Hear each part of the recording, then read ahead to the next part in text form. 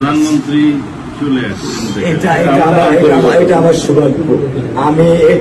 আমি সত্যিকার ভাবে স্যার আমি বলি, আমি এটা স্যার প্রত্যাশা করিনি যে আপনার মতো মানুষ আমার এই 10,000 টাকার একটা ফ্ল্যাটে স্যার আপনি পা রাখবেন, কিন্তু এই বিশ্বাস ছিল যে আপনি আর 10 জন না। যে মানুষ ট্রাফিক সিগন্যালে দাঁড়িয়ে থাকে, নিয়ম মেনে চলে, সে মানুষকে বুঝতে স্যার আমার এইটুকু বয়সে স্যার যথেষ্ট স্যার। আপনি একটু ধৈর্য ধরবেন। আমি ওকে কোনো নিয়ন্ত্রণ করতে পারতেছি না। আল্লাহ চায় আপনার সন্তানের এই অবস্থার জন্য যে দায়ী তার বিচার ইনশাল্লাহ হবে, সেটা শিখিয়ে দিবে।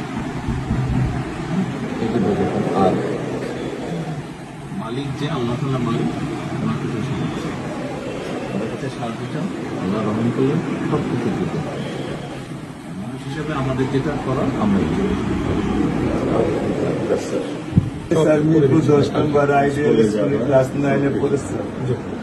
টোটাল ওগুলা নিয়ে চিন্তা করবেন না, ওগুলা ইনশাল্লাহ ব্যবস্থা। আপনি যখন যেহেতু বলেছেন, আপনি আপনার কষ্টের কথা বলেছেন, সেই ব্যাপারে আমরা যেটা আমাদের পক্ষে সম্ভব করেছিলাম। আপনি কিছু বলবেন?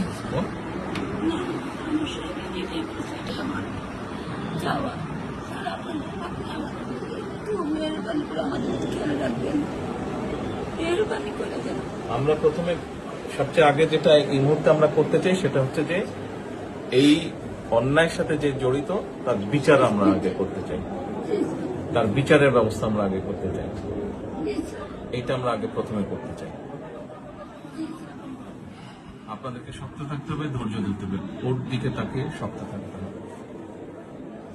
এক সন্তান আল্লাহ নিয়ে গেছে, আরেক সন্তান আপনার কাছে আছে, ওর কথা মনে করে আপনাদেরকে শক্ত থাকতে হবে, ওর দিকে তাকে।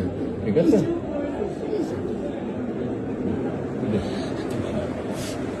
চলে আসবে, ভাই চলে আসবে, আজকে চলবো।